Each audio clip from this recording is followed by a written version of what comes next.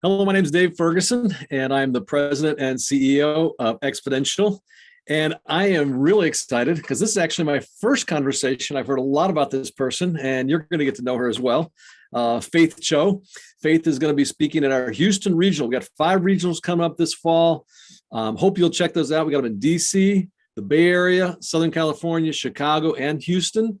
And if you want any information about those, go to exponential.org/events. That's exponential.org/events. Our theme this year is Empowered Moving with the Spirit. And like I said, with us is Faith. And Faith, so you're a writer, a teacher, a preacher, a CEO, a church planner, and a wife, and a mom. And Yeah. I may have, did I leave anything out? I have dogs, so I'm a dog mom too. All right, even more impressive. I'll tell you what, here's what I want to know real quick. We'll just start with this. All those roles, and we'll get into some of them. Mm-hmm. Which one is the most challenging role for you? Oh my goodness. Writer, teacher, preacher, CEO, church planner, wife, mom. I think church planner, to be honest. Yeah? Yes. Because you have to kind of be the jack of all trades when you start church planning. And I mean, I don't know if now's the moment to just like go right into it, but yeah, that really had to pull out a lot of me, where there were moments where I felt, you know what, you really have to love Jesus to want to keep going in these moments. And those moments where you ask the Lord, God, is this worth it? Is it worth it, God? And it's just his presence that makes it worth it. Because you and your husband David just recently planted, right? Yes, we Okay, launched. so I'll tell you what, okay, so we're going to come back to that. Mhm. But give me the other one. Church planning is the most challenging one. Yes. What's the most rewarding? Oh, I would say being a mother and a writer. I get all my fun revelations from being a mom. I just learned so much. And, you know, even just now, I just came from being outside with my kids, just sitting and making little Play-Doh animals. And that's like the most rewarding, I would say, just on an emotional level. I think writing, because I don't know, you just get to sit and all your sermons just get to be put on paper. And for me, that's just, I could write for forever. So I would say, yeah, those are my more fun roles, if you will. And in some ways, you get to, with both those roles, being a mom and writing, you get to kind of see something like come to life. Yeah. I don't know. I think being It's like you give birth to something there. I mean, whether it's a kid or these ideas you put on paper. yeah. I mean, I think I would say all of them is really giving birth, right? Okay, Church planting, CEO. I mean, it's all really giving birth. I would say, you know, I think writing, I always tell my husband, it's the one thing where it's for me, you know, it's just for me. Just to be able to, it's just my process with God. It's such an intimate moment. It is also something where it's for me, it's, you know, my children. And so, yeah, those are my more rewarding roles, I guess. You and your husband, David, correct? Yes. Planted Mosaic Covenant Church and started kind of at the beginning where, you know, you really felt like, oh my goodness, we're going to do this when you did it. And yeah, I would love to hear, you know, some of the highs and some of the lows along the way. I am now a firm believer that every church that stands is a miracle from God. I didn't have that strong sense of ecclesiology, I think, just starting from the beginning. In the beginning, it was just the call. My husband felt called to this region since he was 21 years old. And where is that for everybody, so everybody knows? Yeah, northern New Jersey. Right. Yeah, people think it's all about New York, but across the river is a better region. Just kidding. But it was all about timing for us. And so when he felt the call to plant in New Jersey, but you know, through marriage, having children, working in churches in the local area, I mean, that was a process in and of itself. We spent about 10 years, almost 10 years at a church, and we felt the call, we got the blessing. It was like a whole thing, and it was clean. It was clean. Our first week of team meetings was the first week of lockdown. No. Yup. So is this like, I mean, it's like March 2020? Yeah, it was. Okay. That was the first week. And you know what, Dave? We had a team, we had a building, we had the whole thing, but we lost everything within that month, where it was to the point where we wondered, God, is this just selfish ambition?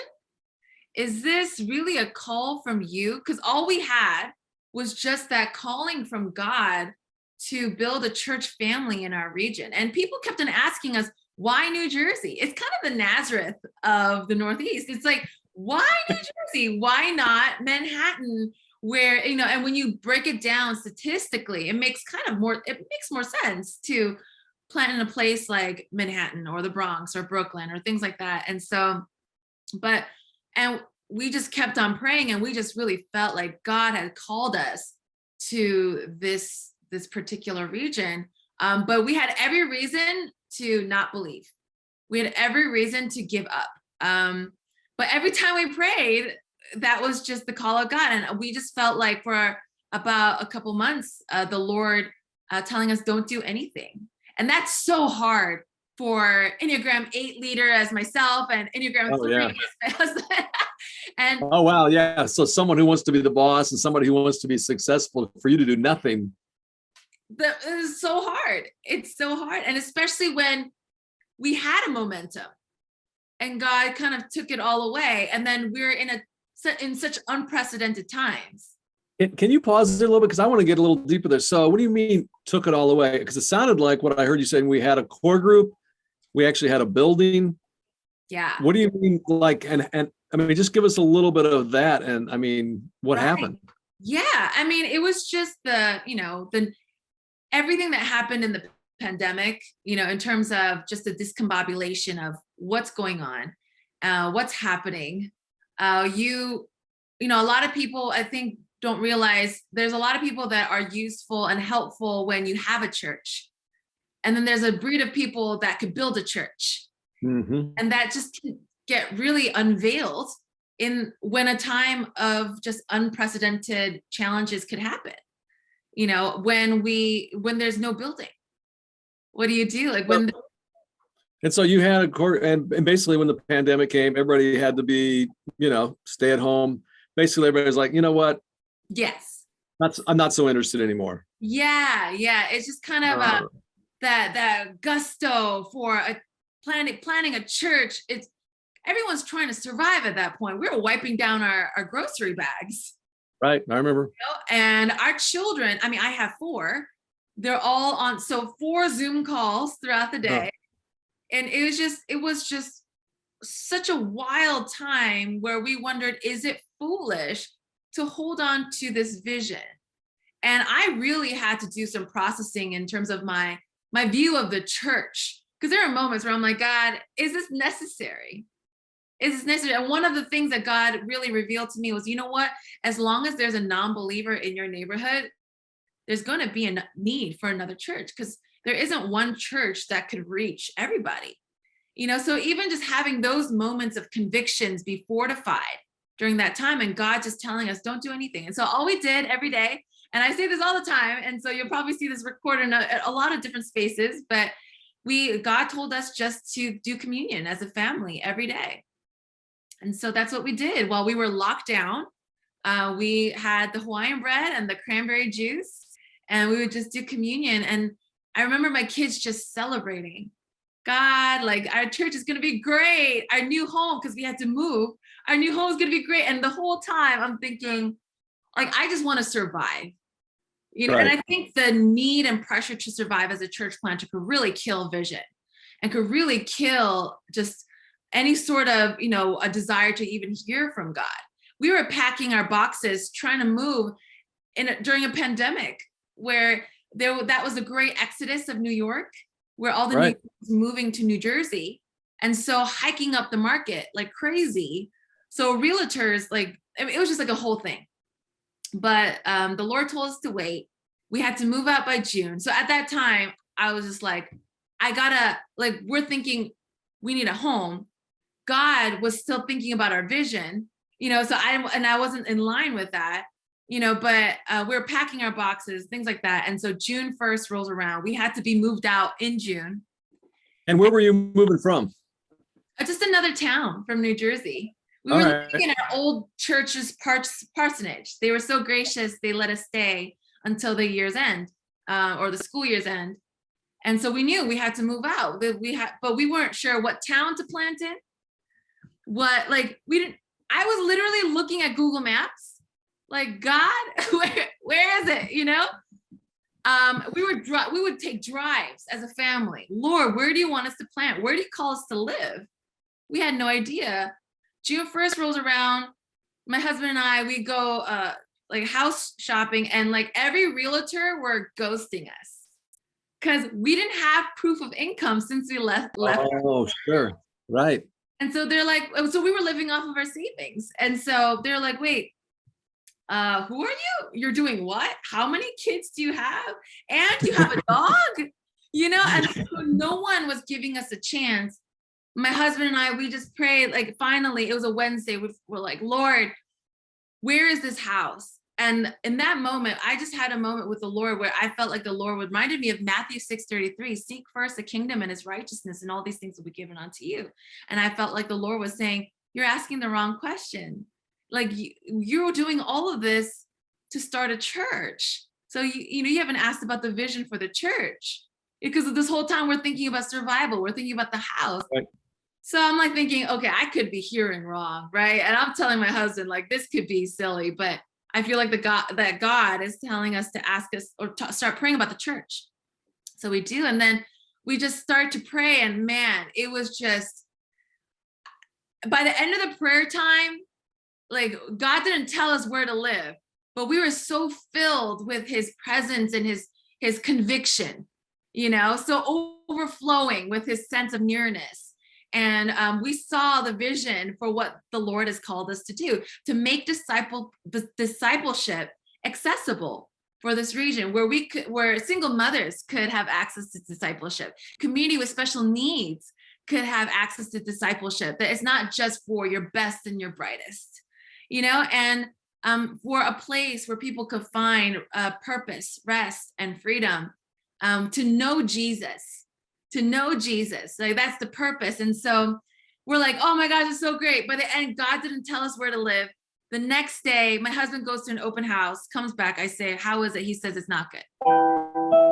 That realtor calls us back on a Friday and says, are you sure you don't want to look at this house again? And I'm just like, every realtor has been ignoring us, has been shutting the doors, not giving us a time of day. And this guy's asking us to try again. So we go on Saturday at 11 a.m. and look at this home, and everything my children prayed for is in this home. And I'm just like thinking, like, this is it. Like, this is, and I noticed like all the windows are open, because my husband complained when he came back the other day, like, there's a weird smell. I see all the windows open. And I asked this man, like the realtor, why are the windows open? And he's like, we're just airing it out because we've been renovating. And I asked him, when have you been renovating? And he said, throughout the pandemic up until May 31st. And so I'm like, I think this is my home. Like, I think this is, but I'm like, okay, here's a talk. Sir, we're good people, I promise, but we don't have proof of income. We are church planters, so we don't have a stable way to live. We have 4 kids. We have a dog. I noticed it's a no pet policy, but we have a dog, but I promise you it's a good dog. Here's a picture of my dog, And he just looks at us and he goes, for some reason, I feel like I just got to take you at your word. And oh, wow. We see the house at 11 a.m. We sign and come out with keys at 1 p.m. And we ended up planting our church in that town. Wow. And so when people are like, why Paramus? I'm like, we just had to follow the presence of God. It wasn't following the strategy. So can you imagine what our fundraising calls looked like? When people are like, so, why New Jersey? We're like, God, why Paramus? I don't know. It was God, and like, how are you making it work? I don't know. God, like these are a lot of the conversations that happens in fundraising calls, especially the cold calls where people just want to vet you, make sure you're not crazy so that, Right. they could give you them. Yeah, they're wanting an ROI on their investment. And Exactly. you're like, It's just God. And so you can imagine what fundraising must have been like for us in the first couple months of church planting, because it was just too mysterious. And that's just what walking with Jesus looks like. It looks like it's mysterious a lot of the times. It's because you're following the presence more than you're following people, more than you're following trend or culture. And that was just our challenge. There was absolutely no reason why we should have kept going during the pandemic. So fast forward now, because now have you actually launched? Yes. What kind of expression of a church is it? I mean, how's it going? What's the rest of the story? Having fun. I mean, we launched in February, and people are Okay. always, especially fellow planters, they're always like, "Are you okay? Like, how have you been?" I'm like, you know what? We're still happily married, and we still love Jesus. So, like, that's a testament in and of itself. We have our Sunday services are at the AMC and the Garden State Plaza Mall. Awesome. So one thing we didn't realize was we are the town that the Lord called us to plant is the highest grossing retail zip code in America. And we didn't know that. Like, we didn't put that two and two together. And we are doing services in the largest mall in our town, and which has the same foot traffic as Disneyland. Wow.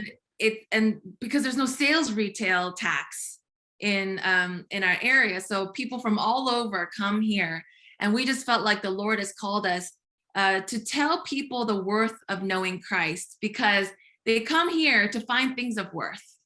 Yeah. And we felt like we're called to tell them the worth of knowing Jesus. And so, yeah, we meet on Sundays in the AMC Theater in the Garden State Plaza Mall, which is completely closed down because of the blue law here. So I think that's wild that even though everything is closed on Sundays, it's still the highest grossing retail zip code in America. And we just have a blast. I don't know. We do discipleship on Wednesdays. We hang out on Fridays. We're just growing very organically, which is what's needed in the Northeast. Yep. It's a very anti-Christian region and very anti-religious. And so we are very big on making things real, making things authentic, making things not look like it's a gimmick, and because that's what people crave here. They crave what's real. And so, yeah, that's where we've been. That's where we are. And we're just growing naturally. Yeah. And I'll tell you what, too. I mean, just hearing your story, too, for anybody listening, too, I mean, I can't wait for you to be in Houston because, I mean, our theme is empowered, moving with the Spirit. And it feels like to me, and it sounds like to me, I mean, that's not going to be like a theme you necessarily have to research to talk about. You can basically just say, hey, let me tell you about my last 2-3 years, because that's what it's been. Am I right? Absolutely. Yes. And the main thing that I learned, and something I would love, probably going to share about at the conference is, Yeah, please do. In order to be empowered by the Spirit, we have to let go our power in the world, things that empowers us in the flesh, which is that's the hardest part. Just to let go of your leverage, let go of your security, and just really lean into the presence of God. And, to be able to walk in that empowerment requires us to relinquish power in a lot of ways. Well, I can't wait for you to get a chance to talk about that. I mean, because as a person, who's got a family and kids, I mean, there's a lot of things. I mean, you kind of had to let go and say, okay, God, I'm just holding on to you and trusting you. You're going to take care of all this. Yeah. You know what, though? I also want to hear a little bit, because we only got a little bit of time. I know you're also the CEO of the Honor Summit. Yes. And you have a real passion for women. Mm-hmm. Give us a little bit about what you're doing through the Honor Summit. Yeah, we center Asian American women in the mission of God. It's just meeting the cry of Hagar amongst Asian American women. Oftentimes they feel marginalized when it comes to the work of God in the world. In a way, they don't feel like they're necessary. And a lot of the times, in order to be able to be fully discipled, we leave out a lot of who we are, whereas the Holy Spirit wants all of who we are to be presented in the redemptive process.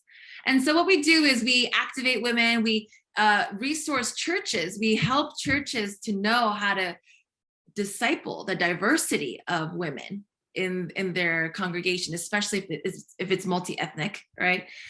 We also help mono-ethnic churches that have a large Asian population. And so what we do is we meet the cry of Hagar. We tell her, you have a calling too. There's a covenant for you too. There's a promise for you as well. And you have a contribution to the kingdom of God. That we don't have to just be relegated to talk about the side conversations, like you talk about women's purity or, about being happy, being a woman or something like that. But we could contribute to the kingdom of God in a mainstream way. And so that's what we do as an organization. I think that's awesome. I remember I was last year at one of at a couple different Exponential conferences that I heard Hosanna Wong. Hosanna talked about, she said, I think she said it this way. I won't get it exactly right, but Hosanna said, she said, I was the first Asian American preacher, a female Asian American preacher I ever heard. And I'm grateful for her that, other little girls, that won't have to be the case. And people like you now, that won't have to be the case. And it sounds like that's a lot what you're about, is kind of empowering them and setting an example and really releasing them and freeing them up to be everything that God meant them to be. Absolutely. It's all about saved souls, right? Whatever it takes. Because the more hands on deck, right? The more hands on deck, that's what we need for lives to be saved and transformed, for the gospel to reach all places, not just pockets of places. We got to activate them all. So that's what we're just trying to do. Just get all hands on deck, equip and empower women that may not feel like they have a place at the table. That's great. Well, we are cheering you on, and anything we can do at Exponential to help, we want to do that. I was thinking too, as you're telling your story, maybe some words of encouragement. And I'm thinking of, as we wrap up, maybe like, what's a word of encouragement maybe for pastors in general? Mm-hmm. Maybe a word of encouragement also for women leaders. And then also some encouragement for young leaders too. Yes. Let's start with just pastors in general, because it's been a really, you didn't act like it was easy. It's been really, really hard. And it's been hard for a lot of pastors. You've probably heard the stats that 42% are thinking about quitting. Then I read a CT article that said, 42% are thinking about quitting, but they won't, which might actually make it even worse because they feel kind of stuck in that. So, what kind of encouragement do you have for pastors during this tough season? I would say allowing our grieving to be holy ground before the Lord, to grieve well, learn much, and stay the course, because we need to stay the course. And this does not negate the need for sabbaticals or breaks or or moments to really work on ourselves, but as in, the American church needs us to persevere. We just have to. Everyone is struggling. And I don't want to put that as a blanket statement as there's probably some that are thriving, but when I travel a lot, and I think every gathering that I go to, more often than not, the first thing that the coordinator of that gathering says to me is an apology. I'm sorry we didn't gather enough people. Our target number is this, but we met this. Or we've been through this, therefore that's why we are like this. And to that, I'm like, there's no need to be apologetic about where we're at right now. For such a time as this, we need to grieve the losses. And I think God's just giving us new wineskins for new wine. Some of us, we may need to pivot. Some of us, we may need to restructure. But whatever it is, just grieve well, learn what we got to learn, and just stay the course. because everyone's struggling.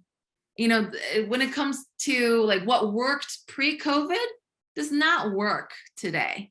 And we're just learning to navigate these new times, but everybody's learning. Everybody's in the learning curve. And so I think sometimes we feel like we're the only ones struggling, or we're the only ones like, slipping backwards, when we're actually really not. It's the same across the board. So grieve well, learn, but persevere, because we need the church and we need church leaders. What would you say to women leaders out there? A word of encouragement, particularly to kind of female leaders who maybe look up to you and are excited about you being a part of what we're doing in Houston. Absolutely. We need you for such a time as this. Why is that? Now more than ever, women need women leaders in the church, especially with the whole deconstruction movement that's going on and the anti-Christianity movement. Like, when women are choosing churches or deciding whether to join a faith community, they actively look for where the women are placed and positioned. And a lot of women, especially in the urban areas, the metropolitan and urban areas, they need to feel safe. They wonder, am I going to be abused here? Am I going to be used here? And a lot of what gives them the measurement for that is to see, are women empowered here? Are women able to speak up here? Are women able to serve? Now more than ever, women need women in leadership.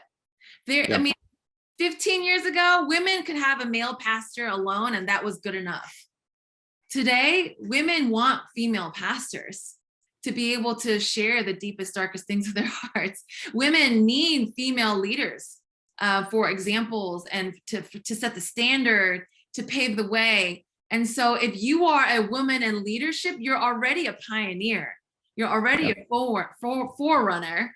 And the Lord has placed you in the position for such a time as this. And even for me as an Asian American woman, I wasn't able to predict 15 years ago that I am who I am for such a time as this. I couldn't predict the anti-Asian hate movements and like all that stuff, and like the things that are happening to Asian American women. I couldn't predict any of that. And the need for an Asian American woman in authority, in strength, to be able to minister, I could not predict that, right? The Lord has designed you and equipped you and given you the experiences, the nuanced experiences for such a time as this. So my encouragement to women leaders is stay the course. Stay the course. Yeah. What about young leaders? More and more Exponential, we're attracting young leaders, and we're seeing more and more young leaders that are interested in church planting, but also kind of different expressions of church planting, which is exciting. What would you say to young leaders? Maximize on opportunities for conversations with generations before and generations after. I feel like a lot of the time, what we do is we do the whole pendulum shift back and forth, swinging back and forth. The generation will always just react to the generation previous and just try to create something that's the opposite of the generation previous. I feel like, let's move forward by having conversations and learning from one another.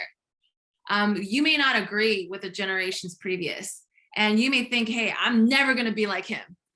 I'm never going to be like her. And everything I do is going to be the opposite of what they do.